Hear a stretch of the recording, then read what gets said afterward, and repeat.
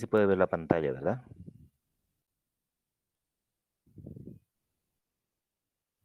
Sí, doctor, sí. Bueno, entonces, para entender, decíamos, la patología de la pared abdominal, primero tenemos que recordar la anatomía de la pared abdominal, ¿no? Y para eso, pues, es importante que veamos cómo está formado esta pared. Fíjense que la pared abdominal tiene 9 capas de su formación anatómica. Va desde la piel, el tejido celular subcutáneo. Acuérdense que en ese tejido celular subcutáneo está la fascia de Campbell y la fascia de Scarpa, ¿no? La fascia de Campbell es la más superficial y la de Scarpa es la más profunda. Son engrosamientos de la pared del tejido graso o tejido adiposo.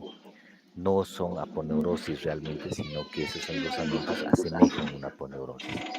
Después está el músculo oblicuo externo en la parte anterolateral, el músculo oblicuo interno y el músculo transverso. Después está la fascia transversalis, que se parece mucho al peritoneo parietal.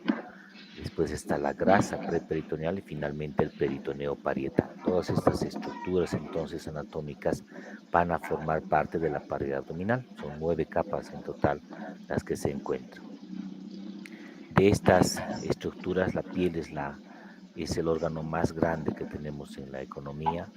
Este órgano nos defiende de invasión de agentes externos, ya sean térmicos, etcétera. Nos sirve para aislar también a nosotros nuestra temperatura y evitar que entremos en aumentos bruscos de presión o disminución. Evita que podamos perder líquidos por evaporación, evita que ingresen gérmenes a nuestro organismo, ya sean bacterias, virus, hongos, microorganismos, y es un elemento importante que nos va a defender. Por este tejido adiposo que decíamos que está formado por la fascia de Campbell y Scarpa, pues es un tejido que es muy variable, en algunos puede medir unos centímetros y en otros más inclusive, y por aquí discurre gran cantidad de vasos linfáticos, discurren vasos sanguíneos también, y también cumple una función térmica en los pacientes.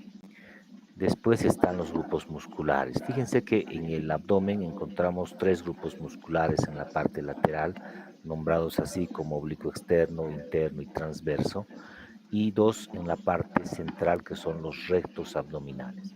Estos músculos son los que van a proteger a los órganos intraperitoneales.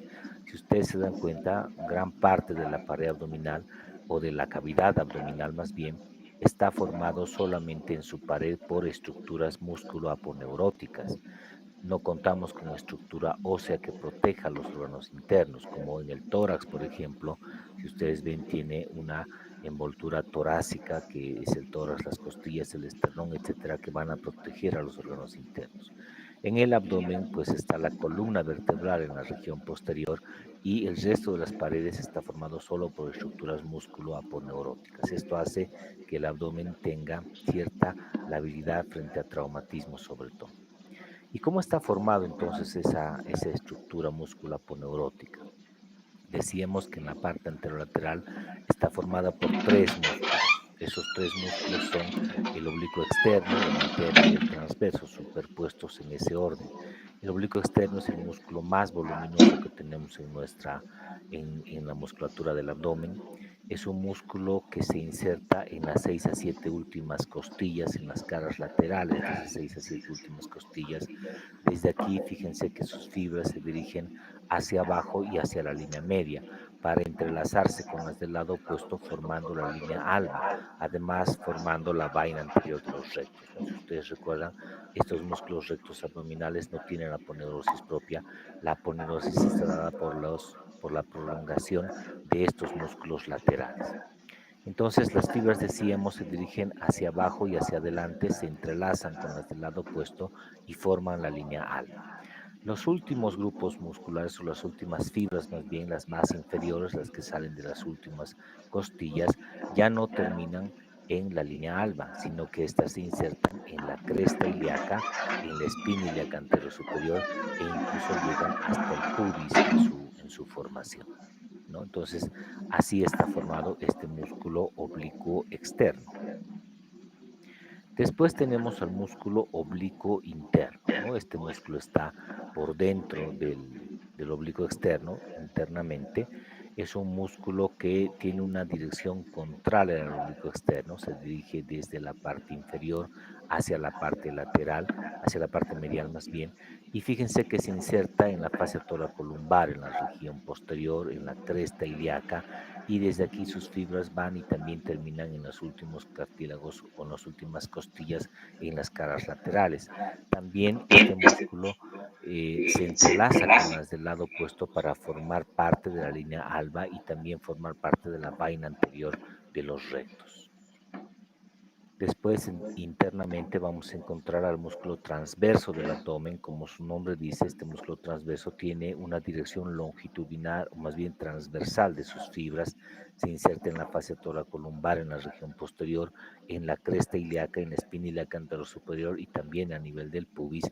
Y sus fibras se dirigen horizontalmente hacia la línea media, entrelazándose con las del lado opuesto y formando también, fíjense, parte de la vaina anterior de los rectos y la línea alba, ¿no? Entonces, eso es muy importante que ustedes recuerden. Los otros dos músculos que son importantes son los músculos rectos abdominales. Estos músculos rectos abdominales, fíjense que son músculos voluminosos que se encuentran a nivel de la parte media.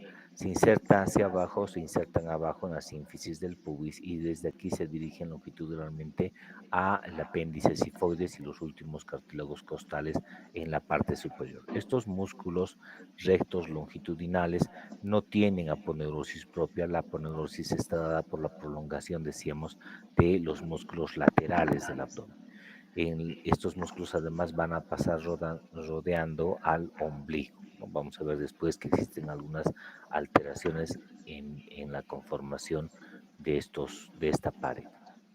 Después también es importante que nosotros recordemos cómo está irrigado el abdomen y fíjense que en la irrigación participan varias arterias, ¿no? La pared abdominal está muy bien irrigada, de hecho hay shunts arteriales que garantizan la irrigación de la pared abdominal, ¿no? Está irrigado por las 6 a 7 últimas eh, eh, arterias intervertebrales dorsales, por las arterias lumbares, está irrigada por las arterias epigástricas inferiores, las epigástricas superiores, las circunflexas ilíacas profundas, etcétera, ¿no? Entonces, esta irrigación es importante y los shunts o las uniones que existen entre arterias garantizan la irrigación, decíamos, de manera que si nosotros pudiéramos ligar a una arteria en su raíz, por ejemplo, la epigástrica inferior, no se necrosaría la pared abdominal por esas anastomosis que existen o esos shunts que existen en la pared abdominal,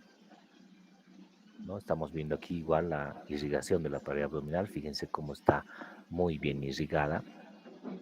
Aquí tenemos la arteria epigástica superior que viene de la torácica interna y de la subclavia, que se anastomosa, fíjense, cerca al ombligo con la epigástrica inferior que viene de la ilíaca externa, ¿no? Después la circunfleja ilíaca profunda, las arterias lumbares, las arterias intercostales, etcétera, Creo que se está son las que grabando. van a brindar la irrigación arterial. La irrigación venosa es también importante. Fíjense que para la irrigación venosa se divide al abdomen en dos, por una línea horizontal, en dos situaciones, una superior y una inferior. Todas las venas de la parte superior al ombligo van a terminar en la vena axilar, todas esta irrigación venosa. Y del ombligo hacia abajo van a terminar en el callado de la safena, es decir, van a llegar a la vena femoral en última instancia. También así es la distribución de la irrigación linfática, fíjense. En esta irrigación linfática igual dividimos al abdomen en dos por una línea horizontal que atraviesa el ombligo y la irrigación linfática del ombligo hacia arriba termina en los ganglios axilares y del ombligo hacia abajo en los ganglios inguinales, ¿no? Esto es muy importante de recordar para fines sobre todo oncológicos. Cuando nosotros vemos pacientes